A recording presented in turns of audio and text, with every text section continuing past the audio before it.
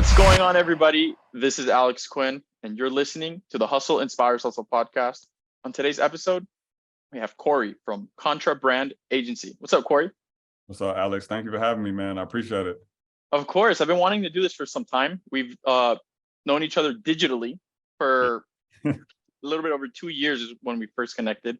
I think I found you from searching YouTube stuff about music marketing. Okay. I was getting into. I'm a digital marketer. I own a marketing company. That's my main thing. And I was doing a lot of research a while back about music marketing. And dude, you were dominating and still are a lot of topics on YouTube. So props to that. I really appreciate that. I learned a ton from you. And you actually helped us at the agency on a project that we worked on probably like a year and a half back. You were a consultant and it was extremely helpful. Michelle and I loved it. We had a great experience working with you. And we said, hey, it's about time that we talk to Korey and get him on Hustle Inspires Hustle. So here we are, man. And just to give everybody a little bit of background, you are founder, correct, of Contra Brand? Yep, correct. And you've been working for years in the entertainment marketing space, specifically music. Man, yeah, you're right. I didn't think about that, but I have been. That's amazing, man. So tell us a little bit about yourself, man. That was my intro about you, but I want to hear from you what's been going on. Yeah, man. So, like you said, I've been in music for a long time. I think since I was maybe like 19 or so was when I got my first music gig. So I started off as just like a social media intern for this artist named Saha the Prince that was signed to Kanye's label, Good Music, or at the time he was. And so, from that, I was able to flip that look into a job where I worked for a publicist named Jonathan Hay. And like he's like a OG music industry publicist, did some stuff for like Whitney Houston and Rihanna. Those are kind of like some of his biggest clients. And so that was like my first real introduction into the music industry because he's a very blunt, straightforward guy. He would give me the real deal on kind of how things went.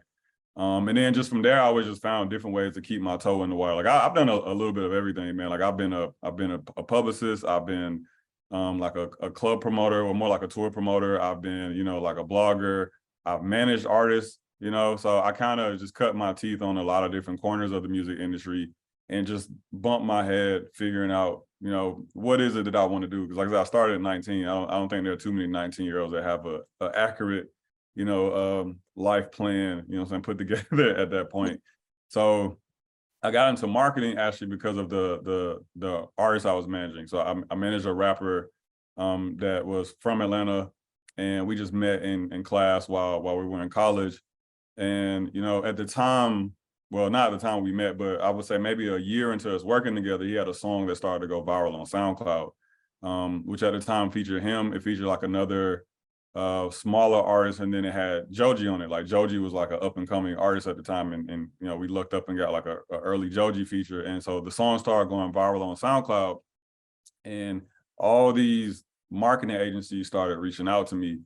And so I would be on the phone with them, doing manager things, and they would be like, oh, we could get them on these Instagram accounts and we could get them on these Twitter pages. I'm like, I could get them on these Instagram accounts and these Twitter pages. And I'm like, oh, well, at the time, Spotify playlisting was like just starting to become a thing. This is like 2017, 2018. So playlisting is just starting to become a thing. So they're like, yo, we can get them on these rap playlists and these Spotify playlists. I'm like, man, I could get them on these Spotify playlists. So I started thinking, I'm like, man, is all that these music marketing agencies do is just kind of bring together these different digital platforms and kind of seed it together as a plan. And once I realized that, I was like, oh, I could do that. That doesn't seem too hard. I have a very good understanding of music culture and the consumers and how it kind of works. So at the time he was getting ready to release an album and I was working on getting him some investor money. So, investors want to see what are you going to do with the money, so I just started reaching out to all these different influencers and digital people and playlists and building out like a really comprehensive plan for them. One that I think me today would still be pretty proud of.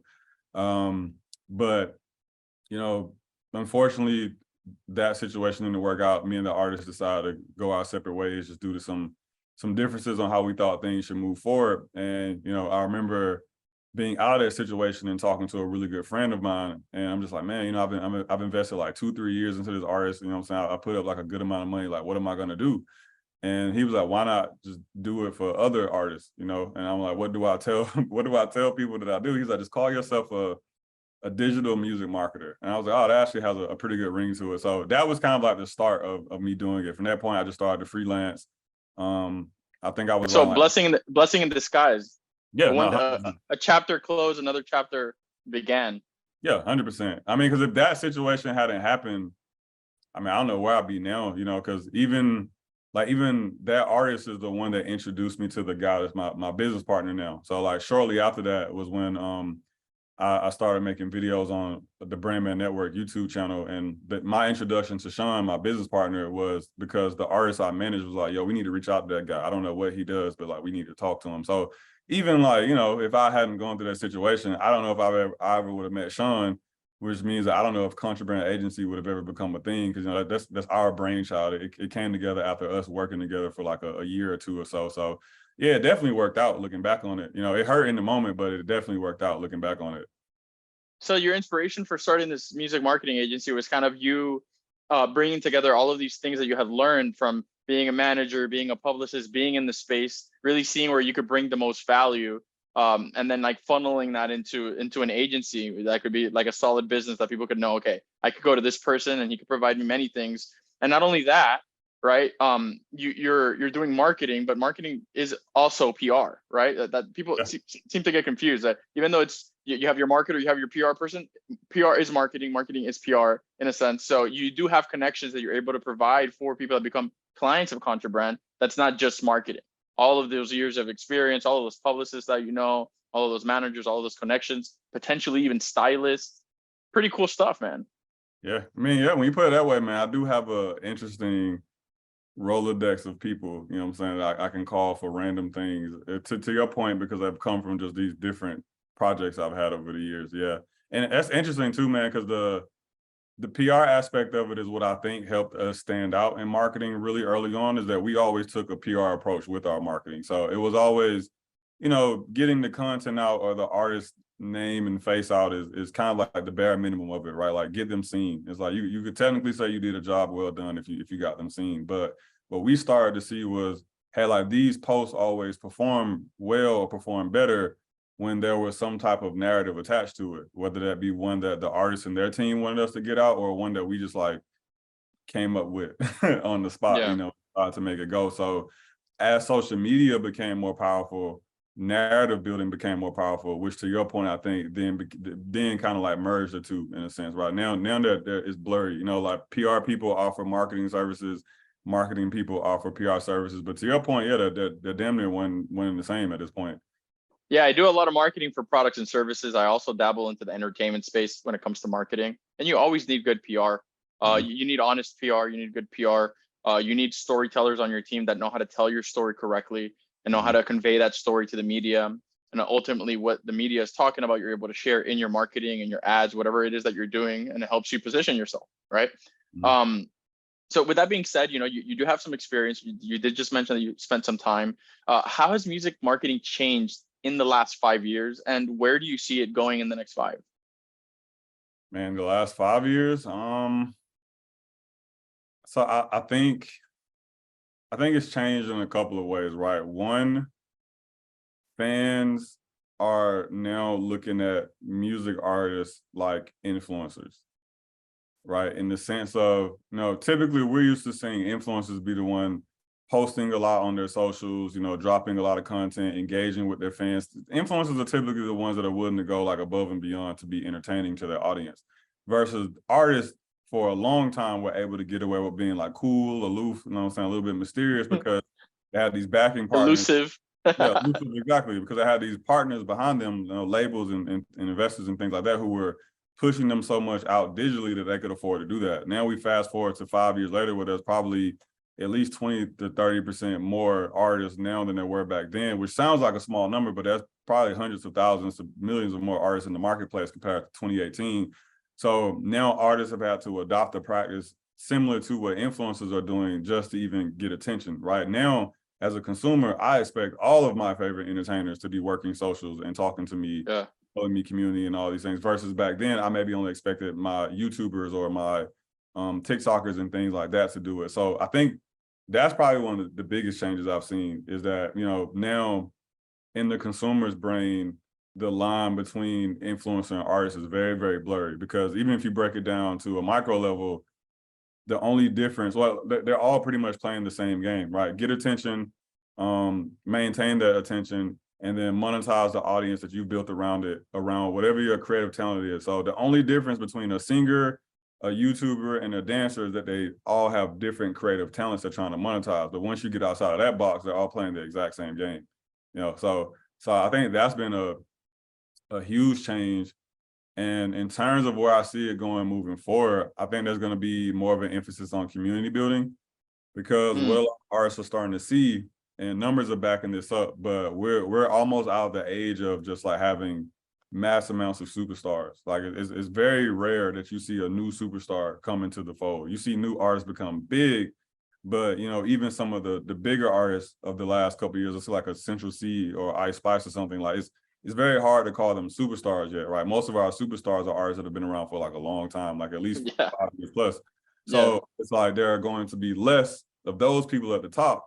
But the good thing about it is there's the middle class for artists has increased, right? So you see less superstars, you see more artists who are able to make 50K a year, 70K a year, sometimes 6 figures plus offer their music, which is a very new thing. You know what I'm saying? Like that was not the case 5 years ago, 10 years ago, 15 years ago, and things like that. So what's cool about it is that most of the people who watch our content or really watch any music person's content, they're probably not going to become a superstar. Like the odds are stacked against them. You know what I'm saying? There's always the anomaly, but the odds are stacked against them. But if they implement a lot of these strategies that influencers have been doing for years in terms of building community and monetizing community, then majority of them could go on to actually be able to monetize their music and be able to make a sustainable income off of it. So I think as more artists start to see that, because it's still new, right? Like the artists that do it the best are still the anomalies in a sense. So it's still new. And, music is slow. So it's going to take about 3 to 5 years for the rest of the artist community to pick up on it. So I think in 5 years, we'll start to see less artists want to become superstars, or they all always want to become superstars, but less artists that will make that their only goal, right? And I think we'll see more artists who are like, hey, if I just focus on building out my community of 1,000 to 10,000 people, whatever, actively selling them things like a business, I think we're going to see a lot more artists start to take that path over the next 3 to 5 years. I agree with that. And one artist that comes to mind right away for 2 reasons. One, because I interviewed him last year. And secondly, because he just dropped an album, is Russ. Russ has been able to build an incredible community.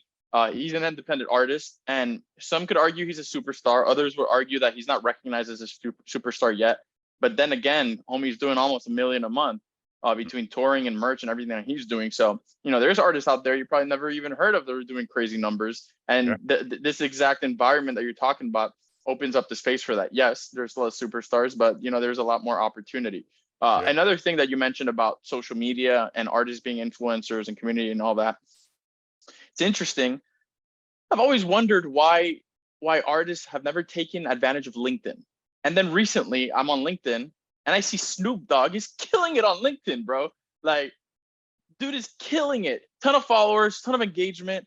And a lot of these artists are not just doing music, right? If they're really smart, they're diversifying. We see what Rick Ross is doing. We see Diddy. We see, I can mention many others. Drake has his restaurants and he has his alcoholic beverages and candles and all that.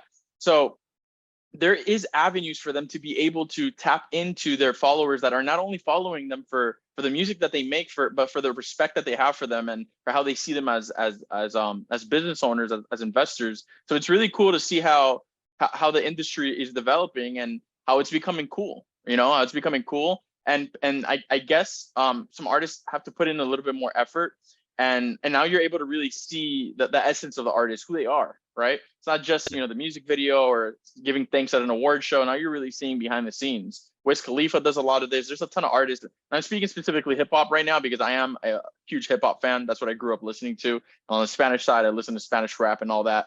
It's very similar, So let me ask you, with that being said, we're talking about the middle class, the superstars. For independent artists that are just starting out, what would you say are the top 3 things to focus on in terms of marketing for an up and coming independent artist? Yeah, man. I would say first thing is quality.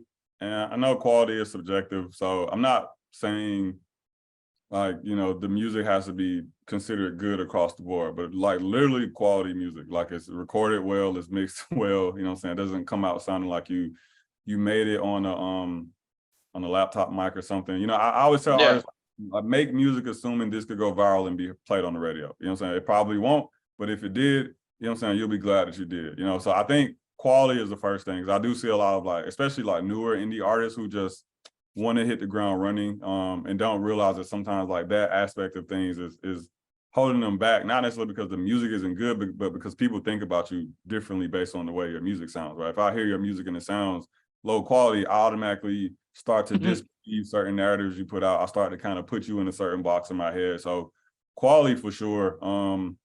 And you don't have to go to a studio to get quality, to clarify. I know you know that. It's just a Yeah, matter of just knowing what you're doing or working with the right people, preparing yourself. yeah. But Like most I have people record at home, you know, in the closet. I don't know, in the the living smart room. ones do. The smart ones record at home. You know what I'm saying? Like some of them still go to the studio. Like I'm in Atlanta, so there's like hundreds of popular studios that people go to. It's still a very popular thing, but yeah, majority of indie artists are at home. Some of your favorite songs made in the last 3 years were probably made at home. It made it the artist's home or like in a friend's home or something like that, you know? Yep. Oh yeah, so it doesn't take a lot to get there, which is why I emphasize it, because it doesn't take a lot to get to high quality. You know, it's like a couple $100 invested in equipment, couple YouTube videos, and you know what I'm saying, you good to go. Second thing I would say is just figure out, like, make figuring out your content plan like your first step in marketing. Just because a lot of artists like to rush to spend money, right? Like I get lots of people who hit me like, hey, I'm putting out my second or third single. I saved up 20K. I want to hit you guys to, you know, run some ads, do some influencer marketing, whatever that looks like. And I'll go look at their socials and they have like 4 Instagram posts, maybe like a post on TikTok from like last year. YouTube channel has like 1 song on it. Dead. And Yeah, all dead. yeah, it's crazy. Yeah, it's dead. Exactly. And I literally would tell them like, but like, I mean, if you really want to do it, we'll do it, but you're going to be wasting your money. You know, like, there's a very high chance you will be wasting your money, because going back to the conversation I had earlier about the line between influencers and artists being very blurry.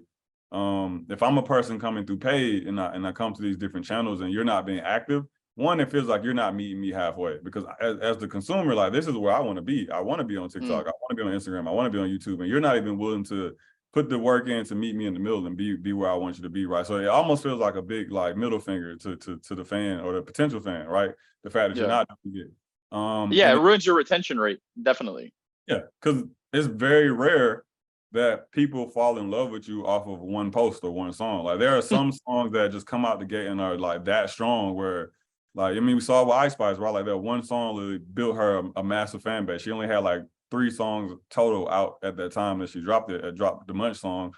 So, but you see like 1 or 2 of these anomalies every year, but the vast majority of artists, it takes hitting the ball a couple of times before they finally get their home run. You know what I'm saying? Yeah.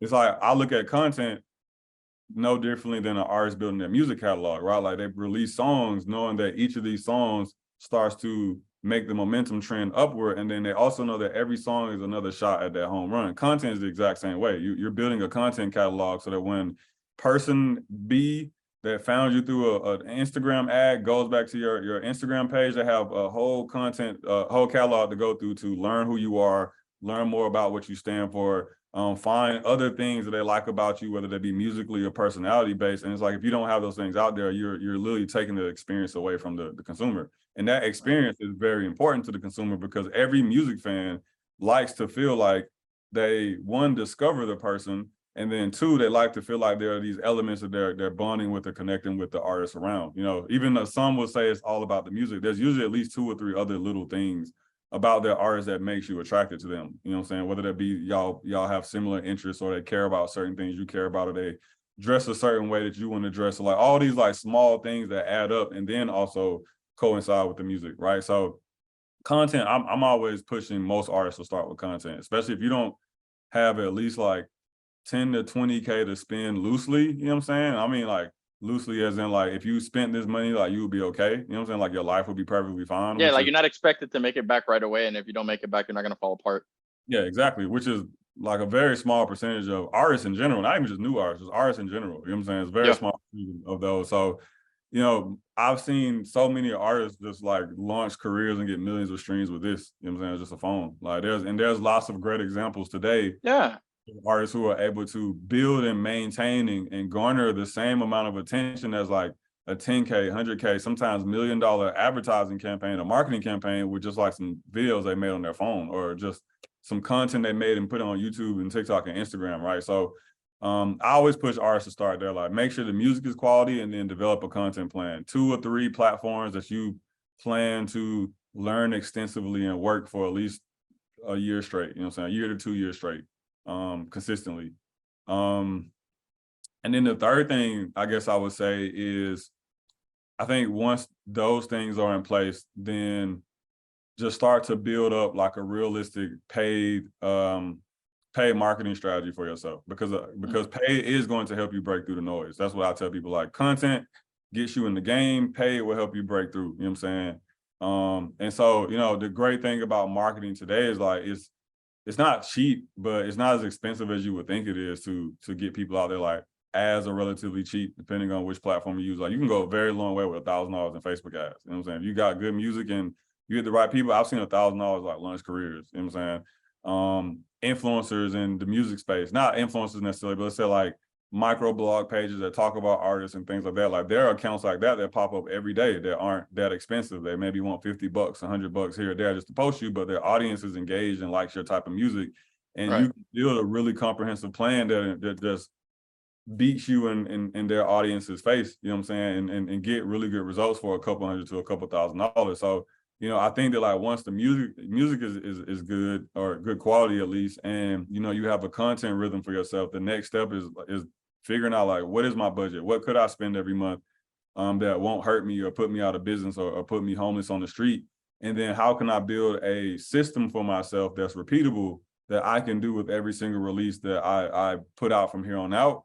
Or at least gives me something to continue building on top of, so that a year from now, 2 years from now, my system is tight. It's tight. Is more evolved, is more improved than what it once was, and you start to see these things move faster. Because to the point about you know, music changing over the next couple of years, like music is interesting in a way that like there are these really big, massive changes that happen like every couple of months, like every other year. And it'll kind of shake the foundation of what people in the music traditionally know it to be. But then once you kind of get away from that thing, everything else is still pretty much exactly the same. You know what I'm saying? So it's not like, you know, it's like I've been running Instagram ads for 5 years and they've been working for me for the last 5 years. So I have a 5-year head start on the person that just learned that Instagram ads work from this interview. You know what I'm saying? Right. You know, or the page thing. Like I was getting my artists posted on music pages in 2017, 2018. You fast forward to 2023, and that's still a very popular strategy in music. So I think artists have to give themselves room to not only evolve artistically, which a lot of themselves do, and if you talk to them, will want that, but also give themselves room to grow, you know what I'm saying, infrastructurally, right? Like the things that they're implementing to actually grow themselves. Because it's like, you know, if you're an artist with a $500 a month budget, your marketing campaign is going to look massively different than you 3 years from now with a $5K a month budget, you know what I'm saying, that you have to work with. Yeah. But a lot of the fundamental stuff will be exactly the same. The important part about what you're mentioning too is you're mentioning quality, you're mentioning content, you're mentioning ads, right? Very important to for up and coming artists or any artist in general. But it's also about the consistency, because if they've worked all of this way and then they start going back, it's almost like compound interest. You compound interest, you keep doing the work, you're gonna see the results. But algorithms and fans and music are gonna judge you a certain way if you're not constantly being effective dropping music when you say you're gonna drop it. You're gonna drop a song a week and drop a single a month. You're gonna drop an album a year, a quarterly EP, whatever the case may be. There needs to be consistency. And there needs to be an effort outside of the studio to be able to get out there, such as live performances, such as behind the scenes content, right? Such as content with producers, composers, different people in the industry showing how you collaborate. And also getting featured on other pages, getting influencers to share your music, sharing your ads. It's almost like all of this stuff is extremely obvious, Corey. And it's almost like the people that are not seeing the results are because they're not doing it, and they're thinking that it's a bunch of other things, and it's really not. Because there's also a lot of people out there who aren't very talented in music who are doing extremely well. So it just goes to show you that it's a little bit of hard work and consistency with a little bit of luck, okay, Luck is when hard work meets opportunity. And if you continue to be consistent, you will be able to reap those results. Now, Yeah. some of the most successful artists that you see out there also don't shy away from learning about marketing, learning about PR, being an asset to their team outside of the music that they put out. What does that mean? It means that you actually know the business, you understand the business, you're making it easy for your team to be able to operate, you're giving them the tools that they need for it to be easy for them to put your music out there. You're sitting down with your marketer, you know, be smart about how you're going to do your advertising strategy. You're going to post something, don't post any crazy shit that then your publicists are going to be freaking out because then they got to cover up some mess that you made. There's a lot to this. And even if you're just an artist that's just starting out and you don't have a team, treat yourself like you operate with a team. Be focused, be organized like that. And then eventually people are going to notice, and eventually the algorithms are going to notice, or the press is going to notice. And another thing that I like to touch on a lot when it comes to music and entertainment is don't assume everybody thinks that your story is interesting, right? Because a lot of people do press releases, send out press releases to magazines, newspapers, blogs, et cetera, et cetera. They're just speaking all this mumbo jumbo of stuff that's really not interesting, right? You gotta read the room. You gotta have a finger on the pulse of the industry, of what's going on and what's important to people in order for you to get recognized. You also have to be part of the community. You have to help the community figure out ways to give back rather than just allowing everything that you do to be ego-based because you want attention for people or you want to be perceived a certain way. Two artists that come to mind when speaking about this is J. Cole, which I'm a huge fan of, and Russ also. These guys seem to have mastered their ego and seem to have put aside a lot of things that don't matter, whether it's material things, whether it's their need to be validated in certain ways. That's also a big part of music, understanding your mind, understanding how you think, and understanding how you react to people. What do you think? No, I agree. Like music, marketing especially is about psychology. There's a huge amount of psychology involved, right? And so I do think that sometimes that's the biggest problem with artists who do their own marketing is that they're thinking about them, right? Like, what do I like? What would I react to? What would I respond to? But I mean, once you put it onto the internet, you know what I'm saying? It's about what the people who are consuming it think, right? How are they going to react to it? Which is, you know, honestly, my favorite part about marketing. It's so interesting to come up with an idea and then just see people reacting to that idea, you know what I'm saying? And then seeing what comes out of it. But I do think it's a big disconnect for a lot of artists. And I want to touch on something you said too, right, about not getting so wrapped up in people not caring as much about the story or the things you're putting out, right? Like I break down music consumers in kind of like 3 buckets, right? There are those that know about you and care. There are those that know about you and don't care. And there are those who don't know about you at all. A lot of people like to focus on the ones that know about them and don't care, right? But I will argue that the bucket that's the most problematic is those that don't know about you, because I would much rather you know I exist and have an opinion on me, good or bad, than not know I exist at all. That's not going to get me anywhere. That's not going to get me anything, right? And what's so powerful about music is that just having someone be able to say I've heard of you before goes a very long way, right? It could be like, yo, like I hate Korey's music, like he's so trash, but I know who he is. Like that goes a very long way because it's social proof, right? It's proven to people that there are other people out there who are at least aware of your campaign and your movement. And so like artists tend to get super wrapped up in those that know they exist but don't like them, not even thinking about there's hundreds of thousands of other artists of that hater, that person doesn't even know exists. You know what I'm saying? So the fact that you're even on their radar goes a long way because one, people can always be won over, just like you can always win over someone that hates you, just like you can lose someone that loved you. You know what I'm saying? And the same way, it can always go back and forth. Artists that have had long careers usually have a lot of fans who sway back and forth on either side, right? Either because of music they've dropped, things they've done publicly, you know what I'm saying, things like that. But I always argue that the biggest hindrance is that it's not that people don't like you, it's that people don't know you exist, right? Because until people know you exist, they can't even make a decision if they like you or not. You know what I'm saying? It's physically impossible possible for them to do that. So, you know, I think there's a lot of that we naturally pick up as marketers because we're the ones like reading the comments, we're the ones reading the social commentary, right? We're the ones having the back and forth with the vendors and the influencers and things like that. So I think we naturally start to pick up on that.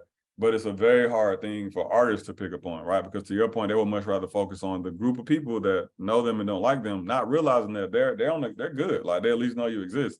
We need to go back into the fields and work on this 80%, 90% of the population that doesn't know you exist. You know what I'm saying? And And work it's on.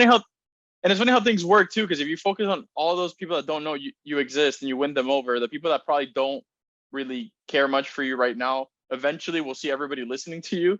And it's like sports teams. The bandwagoners, the haters eventually end up becoming fans or eventually end up liking something that you do. But focusing your energy on people that aren't reciprocating that energy isn't the best business model, I think, in any business. You focus on the people that support you and love you, right?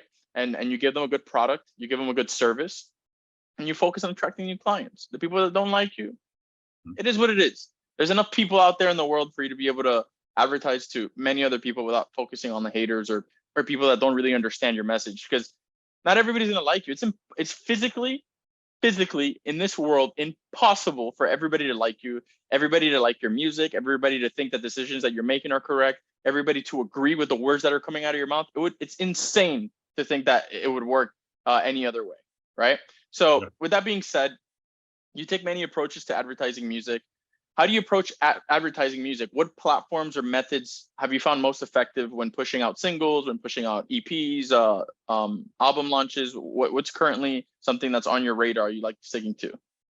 Yeah, man. So I'm very simple, man. Like, my marketing strategy hasn't really changed too much over the last like 3 years or so. Start by coming up with a content plan around the song. Let's just assume single release here, right? But coming up with a content plan. The big three right now are TikTok, Instagram, and YouTube. There are artists Instagram, TikTok, YouTube. Interesting. Okay. I thought you were going to mention Facebook, Instagram in there. I'm surprised. Facebook is having a bit of a resurgence. It's just not like, it's not cool to the music crowd, but those that know. You know what I'm saying? Like, Yeah. Facebook still has a lot of power in it. But the big three, the popular three, are Instagram, TikTok, YouTube. For different reasons, right? TikTok is really great for discovery. It's probably going to be your fastest growing platform for most artists. Instagram is great for just communicating brand and being able to show elements of yourself that you may not be able to put out on the other platforms. And then YouTube is just like having your own TV network. You know what I'm saying? YouTube is the biggest search engine, or if not, at least the second one, you know? So it's like, it is the second, yeah.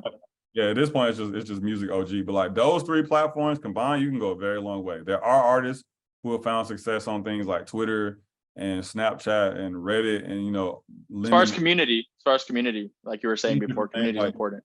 Yeah, like, something always comes up, but like, in terms of like core platforms right now, TikTok, Instagram, YouTube, those are the big three. So I always start with, and in regards to ads too, right? Like, to paid promotions, those are your top big three.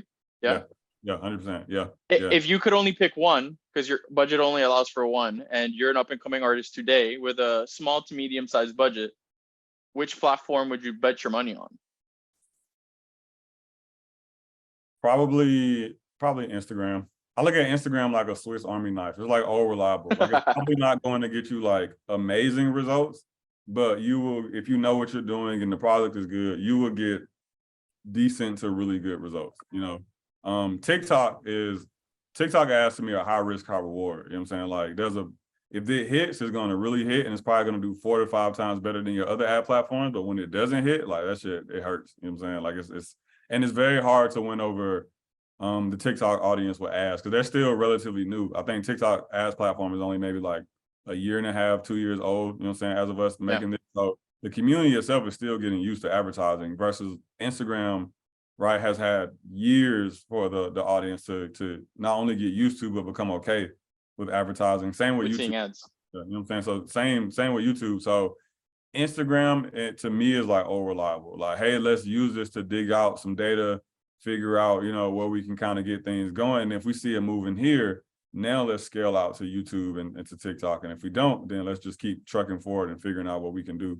So yeah, content and ads are always like the start of my marketing. Like I've seen artists go very, very far with just those two things. I'm talking like millions of streams, tours, the whole nine, off of just posting consistently on those platforms and then having a comprehensive ad strategy behind them.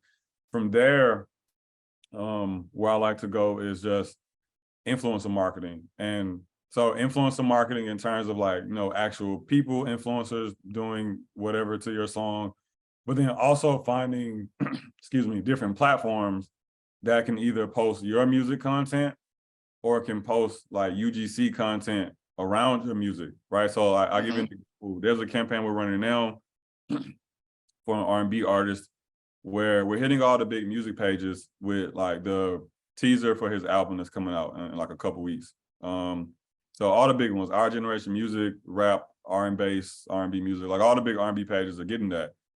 What happened in the midst of that campaign is there was he has this group of fans that are like not a celebrity couple, but they're an influencer couple. You know, like they probably had like 20K on Instagram, maybe like 60K on TikTok. And they made this video to his song where they're just, you know, doing couple stuff, being super lovey-dovey. It really does embody like the message of the song. And so that video went viral. It got like 700,000 views. It grew them by like 60, 70,000 followers. We saw like the song like uptick like crazy. Wow.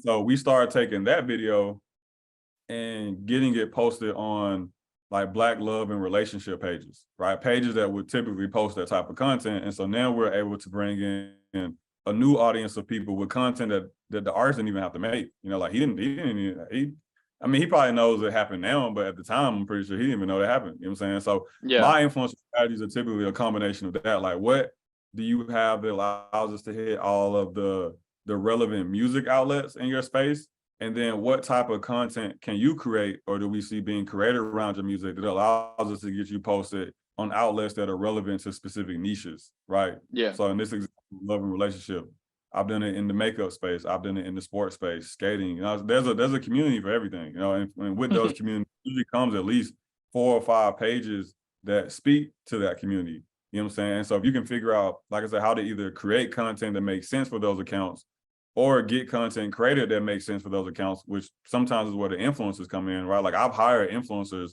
to make content for a song just so I have something to get posted on a page that I think the artist's music should be heard on, right? So then like once you kind of develop those two sides of the strategy, then it just becomes about like how far can you scale it and how often can you stay on these accounts that where the niches seem to be really resonating with your music. So like to be real with you, man, like that's been my strategy for like the last like 3 to 4 years, you know, and every now and again, solid. I love that. It's organic. It's an organic way of doing it too, because people are enjoying it. You're creating something that other people are going to be able to resonate with without shoving the song down their throat specifically, or telling them to go listen, or telling them to subscribe, or whatever the case may be. They're watching something they enjoy from somebody that they probably recognize, and it just so happens that it has music that they're more likely to enjoy just because of the niche that you're advertising in. Yeah, and you said something really big too, man. Like it looks organic, right? Because if I'm a consumer, I'm a possible fan. I see your content coming up on my For You page or my what's it called on YouTube, the recommended videos or whatever. You come what's up on Instagram. I hear people around me talking about you or sharing content. I go log into or not log in. I go look at my favorite meme page or my favorite relationship page, and your song is in the background, right? Like all this, like if done right, it doesn't feel like you're being marketed to. It just feels like natural, everyday internet behavior, you know? And like, that's the marketing that tends to do the best, is when the audience doesn't feel like they're being marketed to. Because at this point, like I'm not the only marketer that uses these strategies. Like if you in the game, you know, right? So music fans have been subject to these strategies for at least the last like 6, 7 years, you know? Not just from smaller artists, but bigger artists do it too. Like bigger artists do the exact same thing. You can look at Travis Scott's rollout for his album. He did a lot of the things I just talked about. You know what I'm saying? He kept making content that could make sense for certain pages and getting himself talked about in these big music accounts. So if I'm a music fan and I see this marketing, I know when I'm being marketed to, and then I see you do it, I automatically feel a type of way because I know you're trying to sell something to me. And so the goal, as messed up as it sounds, is almost how can you trick these people into not realizing they're being marketed to, you know, which like the example I gave with the video of the couple, the average person that saw it probably was like, oh, this is a really cute video. They didn't realize it was me trying to get them to listen to the song. Like, yeah, the video is cool, but I want you to care about the song. You know what I'm saying? Yeah. And then even like that video went further than any of the artist's individual posts. Like that artist has never had a video hit 1 million views from their own channel, but that influencer couple did, right? And so that content that wasn't specifically for marketing, wasn't even necessarily about the music, ironically is one of the biggest carriers of the song, and it's probably getting him more listeners than some of the things that he put out. You know what I'm saying? So it's interesting. Like, it's interesting. But it goes back to the psychology conversation. It's like, how can I mold, make this look like something that would just organically happen, even if I wasn't spending money? And the best marketers understand how to do that and how to string those events together and make it look that way. Absolutely. Now, you just talked about running ads. You also talked about organic stuff using influencers. How do you measure the success of a campaign? What are the KPIs, the key performance indicators, that are most important to you or your artist? Man, it depends, honestly. So I would say usually streams or followers, I would say 80-90% of people are looking for a streaming increase or of some type of percent. I'm a big believer in if the arrow starts to move up, it was a good campaign. You know what I'm saying? Some artists might have 100,000% increase. Some artists might have a 20% increase. Either way, you're trending up. You know what I'm saying? And like, to me, that's the success. From there, returning listeners also huge one, because then it shows you that they're enjoying what they're seeing versus just watching it and falling off. Yeah, returning listeners is big, but like that's a fairly new KPI to like most music people. Like I would say in the last like Spotify just added a feature where you could see that like maybe 5-6 months ago. So most artists, unless they pay for something like a chart metric or like a Melody IQ or something, weren't even able to see that type of stuff until like maybe like 6-7 months ago. You know, so what is that? What is that chart metric and Melody IQ? Melody IQ is fairly new. Their Melody IQ and chart metric are kind of the same. They're essentially like these dashboards that are used by like labels, publishers, distributors, where they can watch the data points of a bunch of different platforms at once. So, you know, the average artist is maybe looking at their Spotify for artist analytics, maybe looking at their Apple for artist analytics. You know, because when you're small, it's only a handful of things that are really getting traction anyway, and it's not too much for you to look at. But when you take someone like let's say like a Drake, right, who has 1,000 different things happening on 1,000 different platforms, these different platforms allow you to be able to look at that and track all that at the same time. So it's really popular with like agencies and labels, like people who have multiple clients where they need to watch a bunch of different data points move at once, pretty much. Solid. How do you approach marketing for live events? Is that something that you dabble into for your clients? Maybe they're doing a live event, a concert, something like that, and you're trying to sell tickets or bring people to the event? Yeah, so we don't do it as much for clients. I mean, we do it for ourselves. Like I mentioned earlier, before I even got into doing marketing, like I grew a festival here in Atlanta. I used to throw a festival called Blue Summer with some of my friends. Like our biggest turnout ever was maybe like 900 people to an event. I mean, we do events for like our podcast. Like we just did one last weekend where we brought out like, you know, we sold like a super private event where like 60 people pay like $200 and something for a ticket. You know, so like we still do event marketing for ourselves and like consult certain clients on it, but not a main focus. Yeah, it's not a main focus, exactly. So I mean, a lot of it is the same, right? It's advertising still, but now just locally or specified to these locations that you're trying to go to.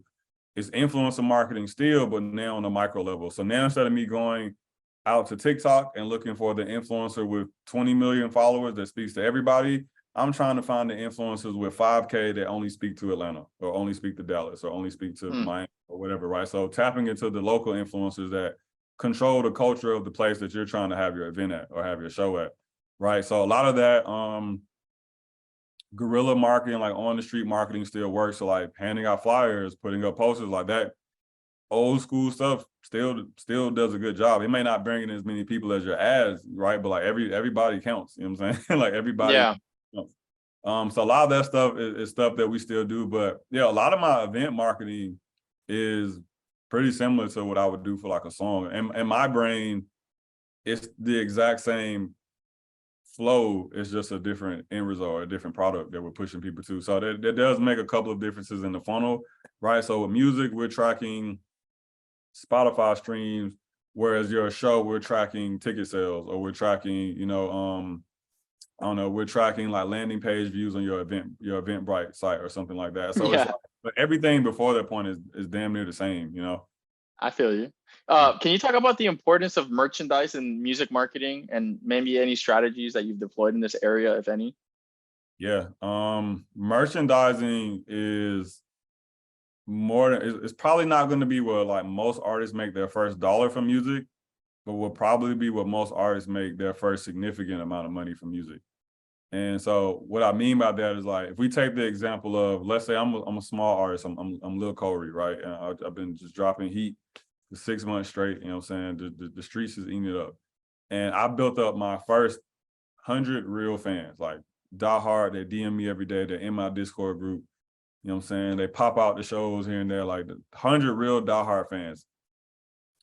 If that 100 fans want to listen to you, if those 100 people listen to you 10 times a week, right? That's 1,000 streams a week. It's 4,000 streams a month. It's probably like $4, you know what I'm saying, and money back from your streams. Let's say 25 across all the major platforms, you know what I'm saying, in that sense. But if out of that 100 people, you got 5 people to buy a $40 t-shirt, then you just made what? In that example, you just made what, like $200? You just like damn near like 80x, 800x, or something, whatever the math. I don't feel like doing the math. Whatever that math is, Yeah, you a just lot. did. A lot of percentage increase over what you did from your stream. So the work to build a sustainable income through merchandising is hard. It is like, I won't lie and say it isn't, but in the grand scheme of things, it's a little bit less work, or I would argue significantly less work than building that same amount of income through like your streams. Because in my example, right, like 1 million streams is $4,000. So you want to make 60K a year, you know what I'm saying, as an artist, then you got to be doing like 1.2 to like 1.5 million streams a month. It takes a lot of work to get to that amount of streams a month Significant amount. without you having to spend any money. You know what I'm saying? We're assuming you're hitting this with no marketing budget. But like, if you wanted to sell, you know what I'm saying, make the same amount of money in merch, right? Like, if we go back to the example, let's say you have a $100 item, then you only have to sell 50 pieces a month to make that same amount of money as you will make getting 1.2 million streams a month. You know what I'm saying? So, and now it goes back to community as well. If you've nurtured a good community, if you're active on your socials, if you keep it real, people are going to resonate with you. They're going to resonate with your message, and they're most likely going to buy whatever it is that you're putting out there that brings them value or reminds them of you. Yeah, exactly. And so that is 100% a part of community. Selling merch at this point is a staple part of building community. You need those people to have something that they can have that makes them feel like they're representing the community, right? Whether that be a t-shirt, a hat, a sticker, something where they can look at it and go like, oh yeah, I'm a part of this. Book. Khaled. I've been mentioning Russ a lot, but Russ has a book. Khaled has a book. Ross has a book. That's another avenue as well. Putting people up on game. That's a Russ song. Put you up on game. Pretty dope. I love the message he puts out there. Putting people up on game is another thing. Showing people that there's a way for them to make money, for them to get out there, that it's possible for them too. That is a huge thing when it comes to using your influence to reach out to others, or to touch others' lives, or the way that they think, to stay for your words to stay in their mind. That your words stay in their mind. They love the lyrics, the things that you say, that goes on a hoodie, that goes on a notebook. There's endless ways of this being able to be pulled off. So I'm glad that you touch on this, because a lot of people see it as something super far-fetched, but it's something that you could slowly start building up. It could be something that's on the back burner. It doesn't have to be your main focus, but eventually it's going to pick up, and all the pieces start adding up together. And eventually that's how you start building your revenue, and you start building up your net worth in the music industry. Yeah, exactly. Like I have a friend, like, I mean, he streams pretty well. He fluctuates between like 800,000 and like 1.2 million monthly listeners. And he just did his first merch drop this past January. And like, his fan base has been begging him for years to do a merch drop. So he has a Discord group that he's built up to about 1,200 people in the last like year and a half. Nice. And he had this idea to do like a small capsule drop, and he's going to do like 150 pieces. And where the plan was, we're going to do the pre-order in the Discord, and then whatever is left over, we'll sell to everybody else on the outside socials. He posted that link in his Discord group, and everything sold out within like 3 hours. Like, it never even made it to Instagram. When he posted about it on Instagram, it was, you guys should have been in the Discord group because there's nothing left now, right? And so that Like, that's crazy. I mean, we're talking about, like, you know, the cheapest thing he sold was like $40. The most expensive thing he sold was like 80. So, I mean, once again, I don't feel like doing the math on it, but I mean, he made a couple $1,000s just like that. You know what I'm saying? And like Yeah. the amount of streams it would have taken him to get that same amount of money would have been in like the couple millions, you know what I'm saying? Like, just to hit that. But he was able to do that off of, yeah, we could say a year's worth of work building that community, but in the micro, like, he made a link, he dropped it, and he made that money in a couple hours versus waiting a month to hit a couple million streams to make the same amount of money. So community building plus merchandising, artists actually creating products to sell, which, like, to me, the most high tier, best example of that is Travis Scott. You go look at Travis Scott's merchandising rollout or how he sells shit is crazy. You know what I'm saying? He goes in. He goes in like, I was talking to my business partner. I'm like, man, I'm pretty sure his website is built on like ClickFunnels. Like, it's built like a sales funnel. It's so interesting. He's the only artist I've ever seen do something like that. So he, to me, is like the pinnacle of like good merchandising and selling good merch. But like, that is going to be the reality for most artists. Most artists are not going to get a song that has 1 billion streams on it. But most artists with good music that focus on community could sell a $40 t-shirt to 200-300 people. You know, like, it's not impossible. That's facts, man. Now, for those artists who might be apprehensive about investing in marketing, what would you say to them? Find something else to do.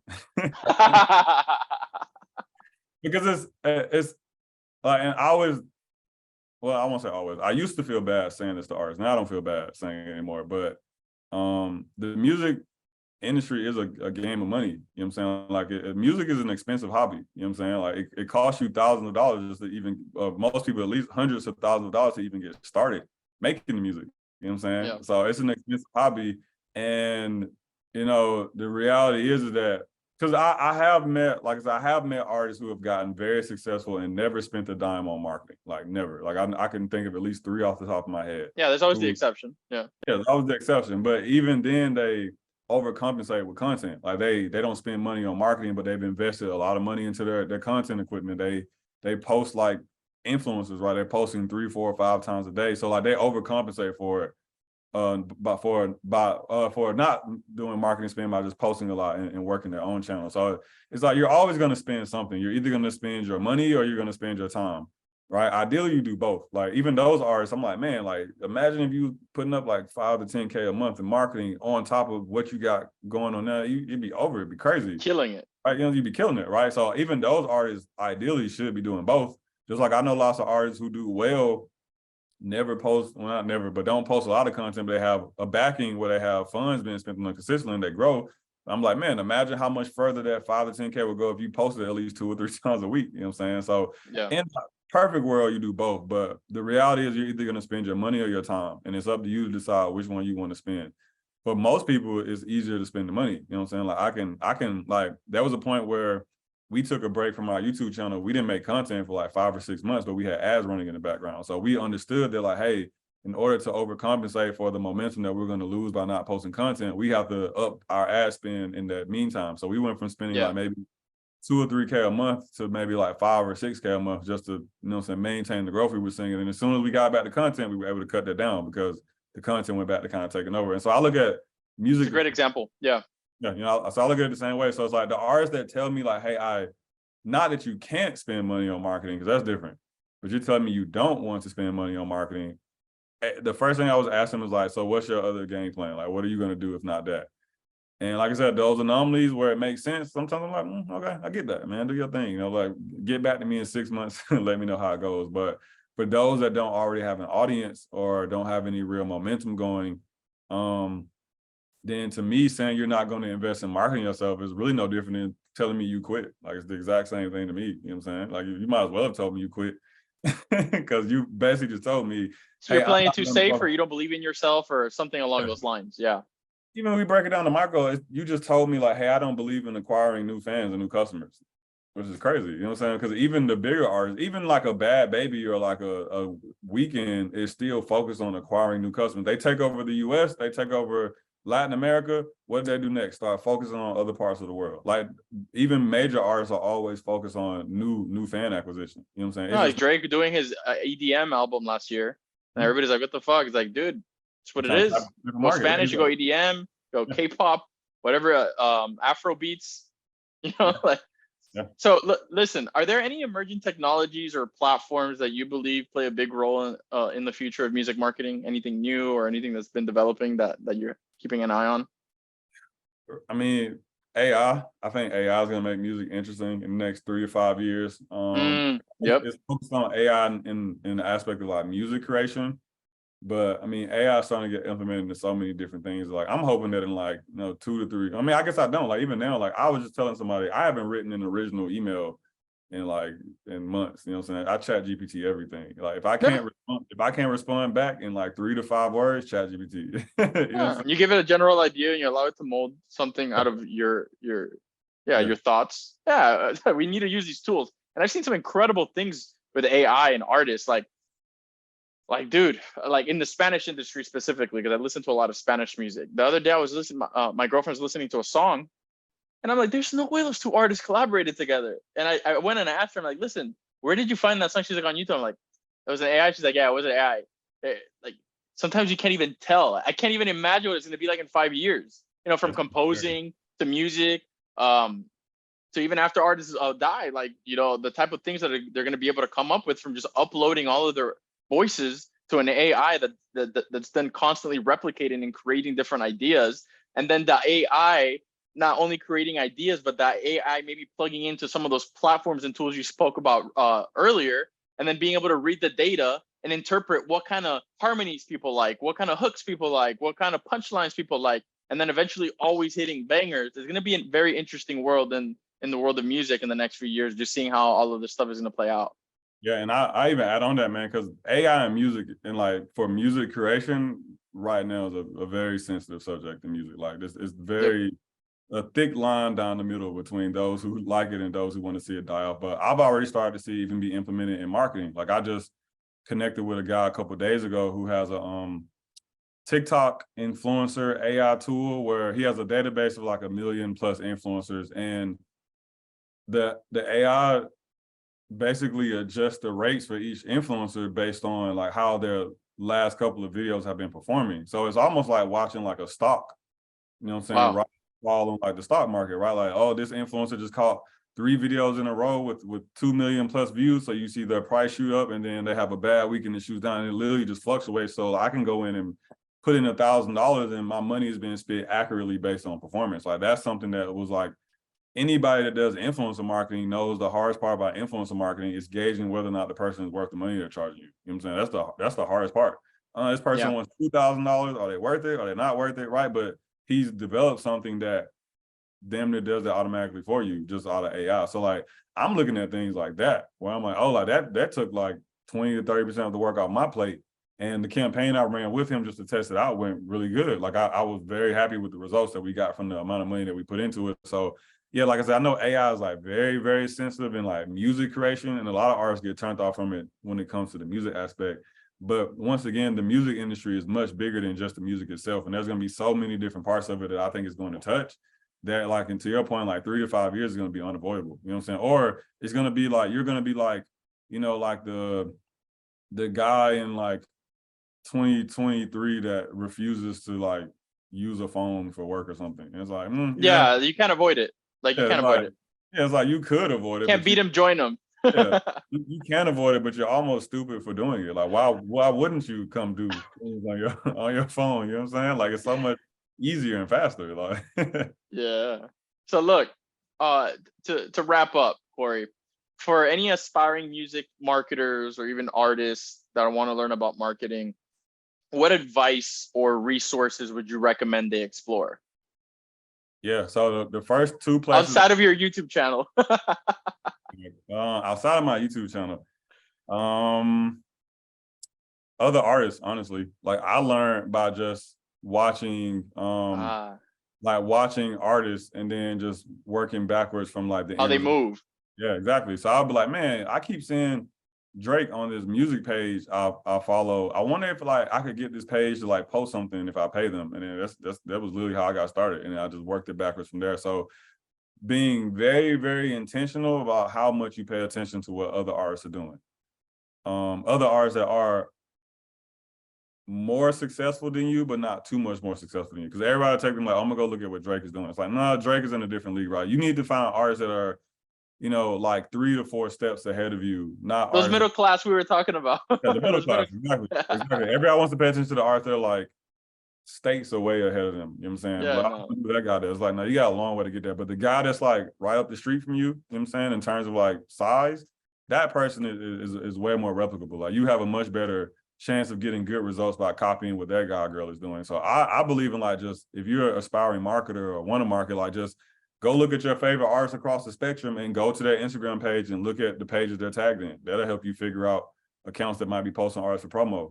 Go pay attention to how type of content they post when album time is coming out. Pay attention to how active they get when something is coming out versus when they have nothing coming out, because this will teach you about how they view their content cycles and when they do want to ramp things up and then want to slow things down. So, like, yeah, I think the best teacher for most people is literally your phone, like the internet. You know what I'm saying? Like, the same things that you're probably paying attention to as a music fan, because that's where not even just labels, but people like me are doing all the marketing. We're doing it in places where music fans are paying attention to. So you can just work it backwards. So I think that's the best resource. Outside my YouTube channel, you know what I'm saying? But it's Where can we find you? Where can we find you on YouTube? So No Labels Necessary Podcast. If you look it up, it'll come up. The channel itself is called Brandman Network. And if Brandman? Yeah, Brandman Network. Okay. We'll link that in the show notes, y'all. You're listening, wherever you're listening or watching this, we're going to link it in the show notes. Go to hustleInspiresHustle.com, find Korey's episode. Everything will be there. We'll link it to all his socials. But go ahead, Korey. Yeah, I was gonna say, or you could just look up No Labels Necessary Podcast, and either way it'll bring you to the same space. But on top of that, we also have a free community, brandmannetwork.com, if you want to join, where we have like free courses in there. There's a subscription tier for those that kind of want to upgrade and get some of the other courses, but there's a community of other people who are, already in the music industry or aspiring to be in the music industry, sharing game with each other. Like, I learn some stuff sometimes by just going to look into that community. Yeah. We're always updating it, doing like really cool things for the community. So, I personally have not seen too many, if any, other music communities like ours in that regard. And that's not even me trying to brag. Like, that's me being like, as a person that's still a student of the game and still always looking to learn, like, I really mean that. You know what I'm saying? It's not too many places that get close to that. But I think like those resources and those conversations, coupled with having almost a hyper awareness of what's going on in the music spaces you pay attention to, those two things together, you'll learn a lot. Like, you'll level up in your marketing game. Appreciate you, Korey. You dropped a bunch of golden nuggets on here. Y'all, listen, check the show notes. Link to everything we talked about will be on there. You even have some free game on there. You could watch his videos. You can listen to his podcast, all free. You have his community that has free content. You want to learn a little bit more, you can subscribe. But yeah, man, thank you, Korey, for joining us on today's episode of Hustle Inspires Hustle. Y'all, thank you for tuning in. It's been 3 years of you guys, a little bit over 3 years of you guys supporting us. You guys seem to be loving the marketing content, the business content. We're going to keep that coming. You guys have any specific questions for us, drop them in the DM, drop him into Korey's DMs. He's pretty active on his social medias. If you found any value in this episode, share it with somebody that you feel would obviously have something to gain from listening to it. We really appreciate your help. See you guys on the next episode.